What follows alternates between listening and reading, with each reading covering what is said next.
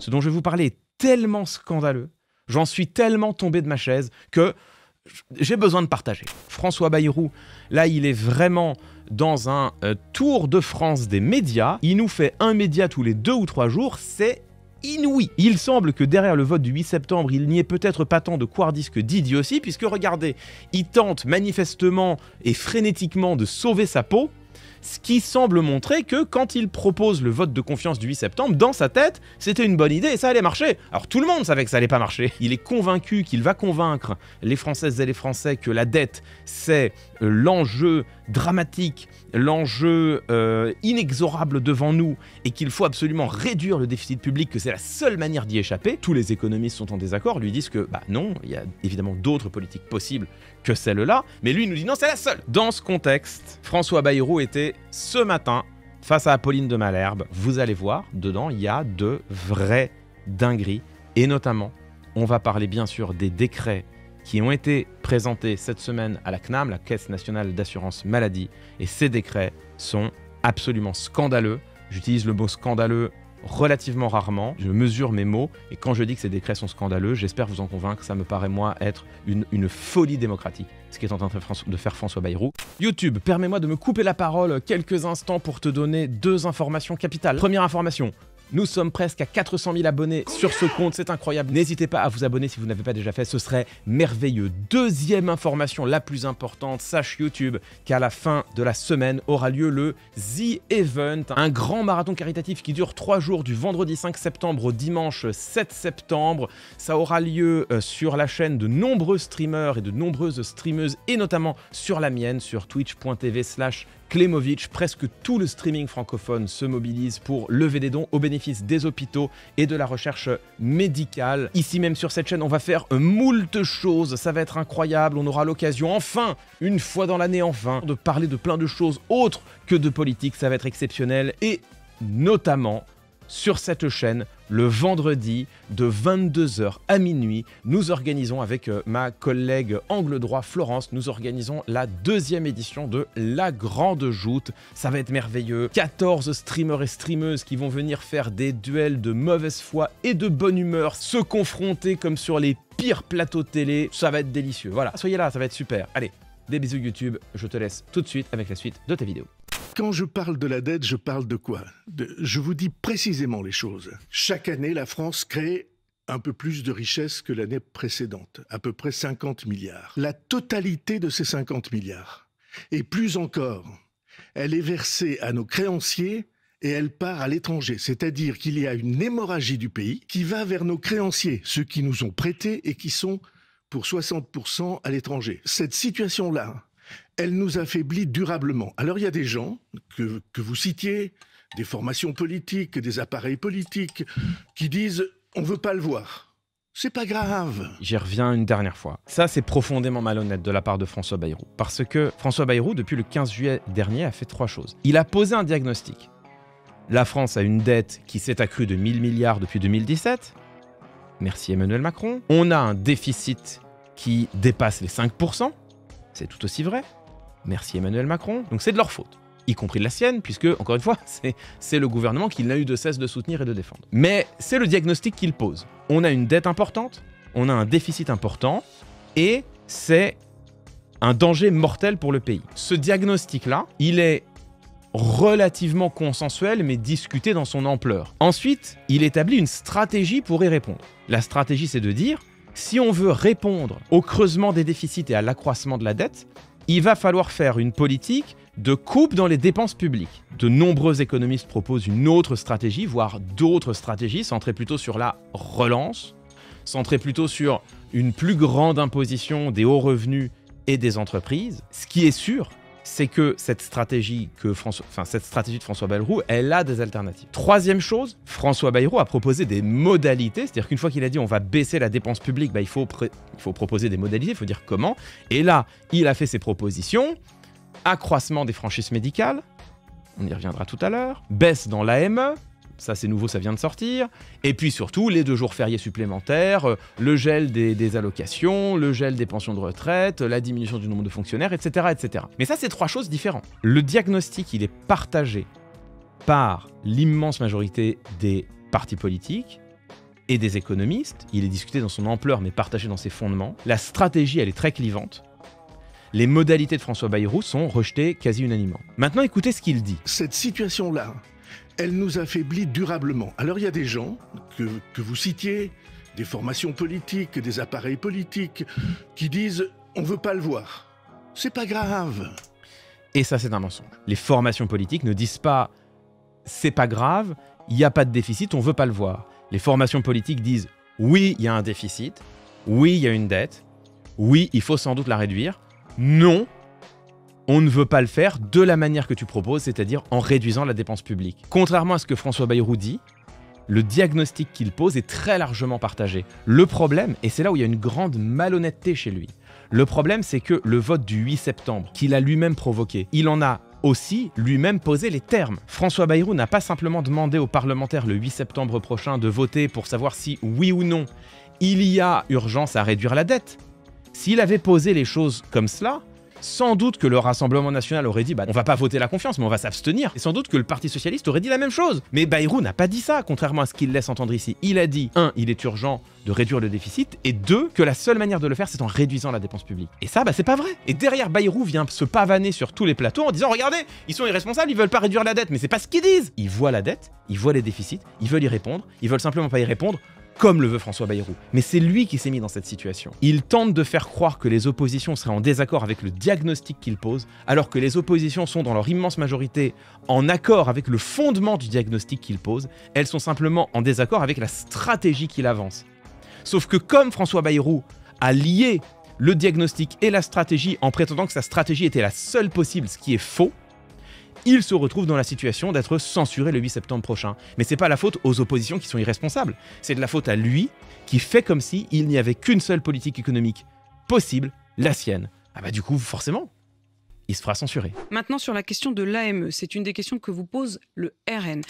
L'aide médicale d'État, le dispositif français qui permet aux étrangers sans papier sur le territoire d'être malgré tout soignés. C'est l'aide médicale d'État. Ça coûte 1,2 milliard à la sécurité sociale, c'est 0,5% des dépenses de santé françaises. Et selon les informations de la rédaction de BFM Business, le gouvernement a donc adressé ce mardi, hier, pour avis au Conseil de la Caisse nationale de l'assurance maladie. Ça a été confirmé sur BFM TV hier soir par le patron de la Caisse nationale d'assurance maladie. 2 projets de décret qu'on a pu consulter qui durcissent les conditions d'accès à l'AME et qui réduisent la liste des soins auxquels on a droit, notamment, je pense par exemple à la question des prothèses auditives ou des lunettes. Alors c'est pas exactement vrai ce que dit Apolline de Malherbe. Ce que fait le projet de décret transmis par le gouvernement à la Caisse nationale d'assurance maladie qui doit être saisie pour avis, ce que fait le projet de décret sur les prothèses auditives et les lunettes, c'est qu'elle lie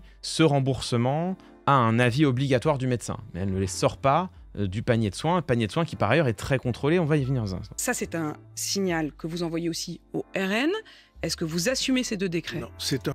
Effectivement, la suppression de l'aide médicale d'État, c'est l'une des marottes que revendique le Rassemblement national, mais pas seulement.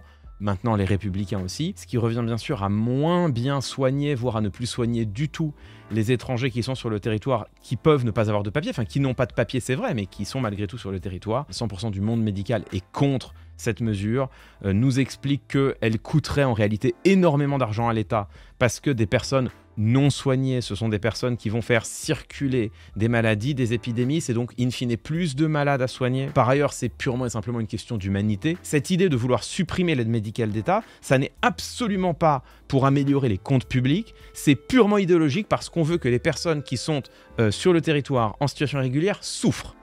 Point barre. Il y a, Apolline de Malherbe l'a dit, 2 projets de décret que le gouvernement a transmis en toute discrétion à l'assurance maladie, à la Caisse nationale d'assurance maladie. Il y est obligé. Quand le gouvernement veut modifier par décret certains points qui touchent à la CNAM, à la Caisse nationale d'assurance maladie, il est obligé de leur transmettre leur décret pour avis. Cet avis est consultatif. Il y a un des projets de décret qui, manifestement, durcit les conditions de ressources pour avoir accès à l'aide médicale d'État. Donc il y a des gens qui vont en être non pas exclus, mais qui vont avoir du mal à y avoir accès, parce qu'on leur dira pardon, mais vous ne remplissez pas tous les critères, donc vous n'avez pas droit à cette AME, alors que parfois ils en ont un besoin absolument urgent, vital, et ils ne pourraient pas payer leurs dépenses de santé sinon. Sachant que, par ailleurs, 2 informations importantes. 1, l'AME ne donne en aucune manière plus de droits aux personnes étrangères en situation irrégulière qu'aux Français. Et 2, le vrai problème de l'AME, c'est pas que les gens l'utilisent trop, c'est que les gens ne l'utilisent pas assez. Il y a un taux de non-recours à l'aide médicale d'État qui est immense. Écoutez bien ce que va dire François Bayrou, il va faire circuler une information absolument fausse ou du moins totalement trompeuse. C'est une mesure de bon sens. Là déjà, vous sentez que ça va pas bien se passer. J'ai expliqué à de multiples reprises à quel point le bon sens n'était jamais un bon argument, a fortiori en politique. Écoutons le bon sens de François Bayrou. Lorsque vous demandez des efforts aux Français, il n'est pas possible que le sentiment que les Français éprouvent, c'est que eux doivent faire des efforts et les étrangers, puisque aide médicale d'État, c'est destiné aux étrangers. Non, c'est destiné aux étrangers qui n'ont pas de papier sur le territoire. François Bayrou ne sait même pas de quoi il parle, il ne sait même pas de quoi il signe, il ne sait même pas de quel dispositif il est en train de parler. Cet homme est brutalement, terriblement et incontestablement incompétent. C'est difficile à regarder. Écoutez bien, ça ne s'arrête pas là. Pas possible que tout le monde n'y soit pas associé. Par exemple, il y avait dans la liste des soins de la balnéothérapie. C'est pas normal, c'est pas raisonnable. Il y avait de la balnéothérapie. T'entends balnéothérapie, tu te dis cure thermale quoi. Premier document, on est sur un site qui est siglé, vous le voyez, République française, servicepublic.fr. Qu'est-ce que l'aide médicale d'État? L'AME donne droit à la prise en charge à 100% de vos soins médicaux et hospitaliers dans la limite des tarifs de la sécurité sociale. Donc c'est certainement pas plus d'avantages que les Français qui sont à la CMU, la couverture maladie universelle par exemple. Les frais médicaux suivants ne sont pas pris en charge. Actes techniques, médicaments, examens, produits nécessaires à la réalisation d'une aide médicale à la procréation, donc médicaments à service médical rendu faible remboursés à 15%, donc les médicaments qui sont considérés par l'assurance maladie comme étant moyennement efficaces avec un faible service médical rendu ne te sont pas remboursés. Cure thermale, quand François Bayrou te dit par exemple il y avait de la balnéothérapie, tout le monde entend cure thermale, elle n'est pas dedans. C'est pas juste les actes de balnéothérapie. C'est beaucoup plus précis que ça, et ça c'est Libération qui nous le dit. Ce qui est exclu du panier de l'AME, ce sont les actes de rééducation réalisés en balnéothérapie. Deux choses. Un, c'est prescrit par des médecins. Bon, moi je suis pas médecin. Je ne sais pas ce que c'est que les actes de rééducation réalisés en balnéothérapie, je ne sais pas à quel point c'est important ou non, je ne sais pas à quel point la vie ou la santé du moins des personnes en dépend, j'en sais rien. Si les actes de rééducation réalisés en balnéothérapie sont encore dans le panier de soins remboursé par l'AME, alors même que ce panier de soins a déjà été restreint en 2019, j'imagine que si on a laissé les actes de rééducation réalisés en balnéothérapie, c'est pour une bonne raison. Surtout, l'ensemble de l'aide médicale d'État, pour tous les étrangers qui sont soignés, tous les actes réalisés, les consultations, les médicaments, l'ensemble, c'est 1,2 milliard d'euros. 0,5% des dépenses de santé en France. C'est combien les actes de rééducation réalisés en balnéothérapie là-dedans? Parce que pardon, mais si ça va chercher en dizaines de milliers d'euros, c'est sans doute le bout du monde, non? Pour François Bayrou, c'est ça l'urgent. On voit bien ce que cherche à faire François Bayrou. C'est un clin d'œil au Rassemblement national. C'est clairement un appel du pied. C'est clairement une manière de dire au RN, mais regardez, on fait votre politique. Mais attendez, j'ai gardé le meilleur pour la fin. Ce dont je vais vous parler est tellement scandaleux, j'en suis tellement tombé de ma chaise que j'ai besoin de partager. Voilà, pardon, j'ai besoin de partager. Alors, mesdames, messieurs, article publié par l'Humanité hier. Budget 2026, 2 points. En catimini, François Bayrou et Emmanuel Macron s'apprêtent à publier 3 décrets et doublent les franchises médicales. Je rappelle, avant même qu'on lise, que les franchises médicales, c'est le reste à charge que dès à présent, tous les Français et toutes les Françaises payent sur les actes médicaux, les médicaments, les consultations et les déplacements médicaux. Les franchises médicales sont passées de 50 centimes à 1 euro. Et là maintenant, l'Humanité nous dit que les franchises médicales, le projet de François Bayrou, c'est un projet de décret, va doubler les franchises médicales, notamment sur les médicaments, en les faisant passer de 1 à 2 euros. Ça veut dire que votre boîte de Doliprane, qui vaut 2,18 €, elle vous sera remboursée 18 centimes. Et c'est vrai pour toutes les boîtes de médicaments. Alors, il y a une limite par an. Le plafond annuel, c'est 50 € par catégorie d'actes. C'est grosso modo de l'impôt ciblé sur les malades, sans aucun égard pour les conditions de revenus. C'est un impôt qui pèse de la même manière sur chacun. C'est la définition d'un impôt injuste.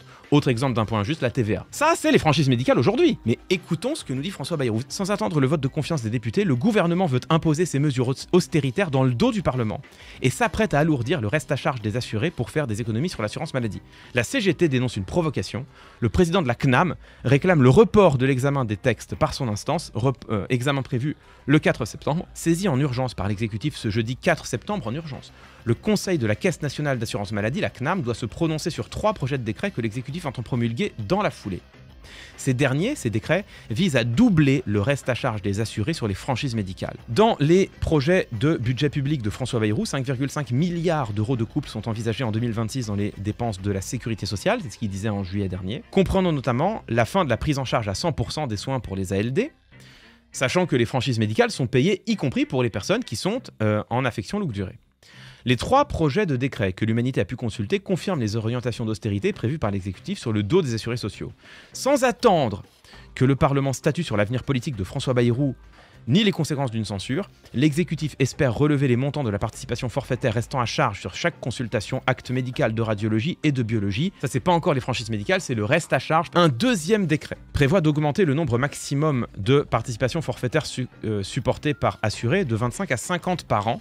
Et, c'est le plus important, et le montant maximal de 50 à 100 euros. Le dernier acte réglementaire voulu par l'exécutif entend doubler le montant des franchises médicales, des actes paramédicaux et des transports sanitaires. Et on peut imaginer, c'est pas précisé dans l'article, mais ça paraît naturel, qu'ils vont aussi, comme ils l'ont fait pour la participation forfaitaire, qu'ils vont aussi doubler le plafond.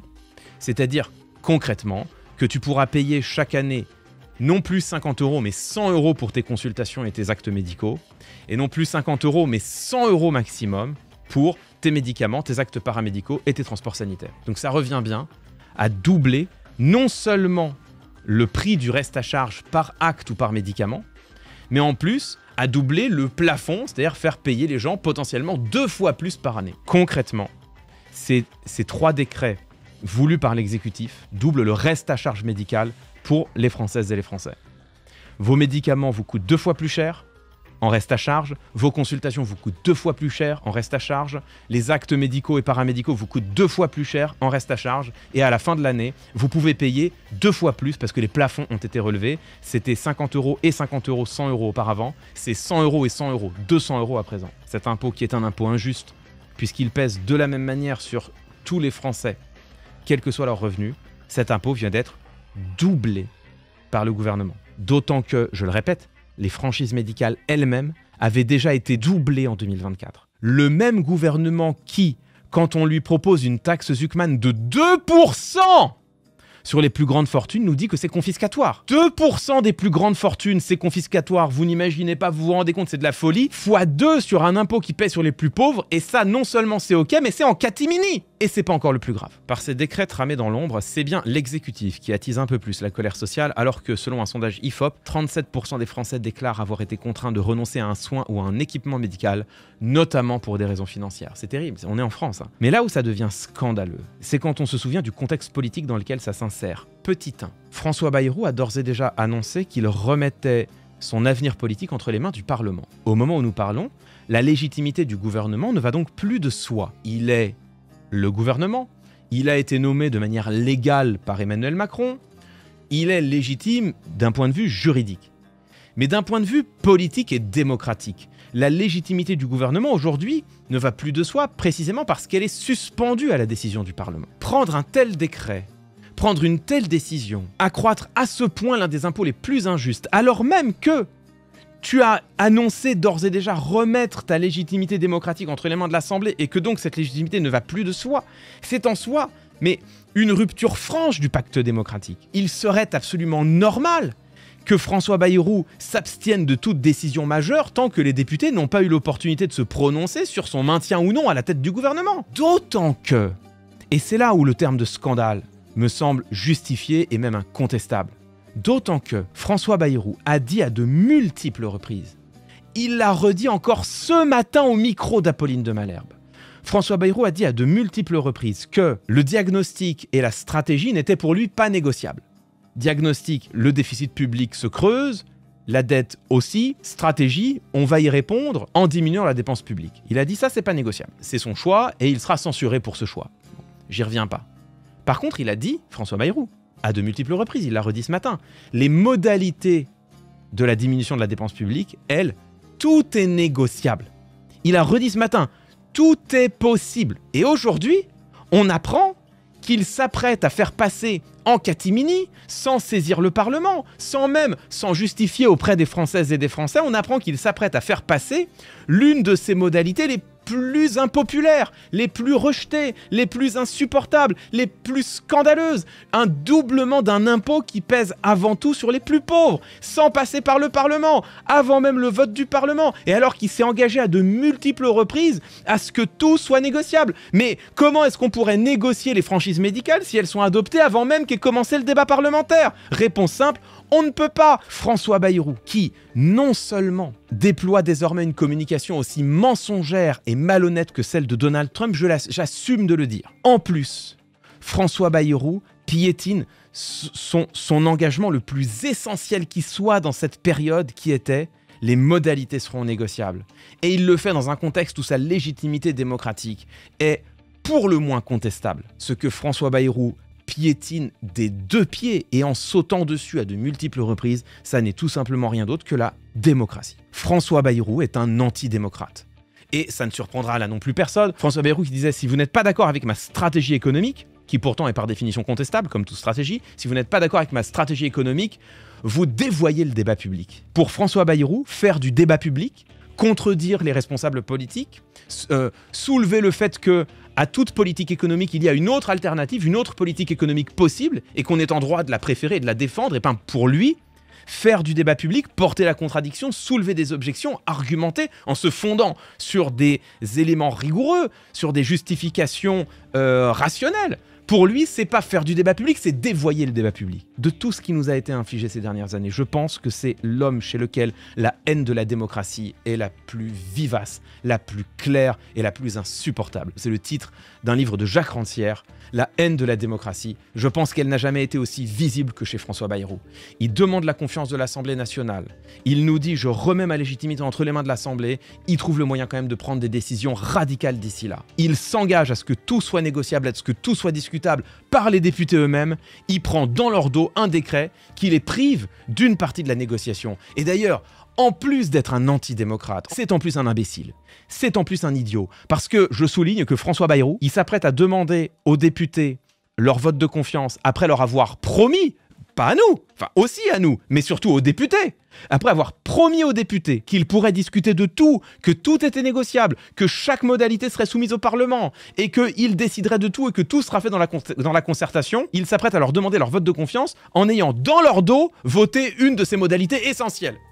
Comment réagiront les députés? Non seulement François Bayrou est un odieux antidémocrate, non seulement il a, en plus d'une haine de la démocratie, une haine des pauvres qui là est quand même massive, enfin qui là est quand même patente. Enfin, les franchises médicales, c'est le doublement, x2, le doublement d'un des impôts les plus injustes en France. Donc non seulement en plus d'avoir une haine de la démocratie, on distingue là une haine des pauvres qui est insupportable, mais de surcroît, c'est un idiot. De surcroît, c'est même pas bien joué stratégiquement. Dans un cas comme celui-ci, exceptionnellement, on va peut-être laisser le mot de la fin à une autre, en l'occurrence à Simone Veil, qui elle-même appartenait à l'UDF, le parti de François Bayrou, la droite chrétienne, le centre chrétien, comme il est de coutume de le dire. Simone Veil, qui en 2007, à l'époque où il était déjà candidat à la présidentielle, disait ceci: « Il faut savoir choisir et Bayrou, c'est pire que tout. Je connais tout son passé et ses trahisons successives. » Voilà ce que Simone Veil nous disait de François Bayrou. Il faut savoir choisir et Bayrou, c'est pire que tout. Ça n'est peut-être pas anodin de rappeler ça aujourd'hui, à la veille du 8 septembre, où en effet les députés auront à choisir. Et peut-être pas anodin non plus de rappeler ça à l'avant-veille du 10 septembre, où les Françaises et les Français auront non pas à choisir, mais peut-être à s'exprimer.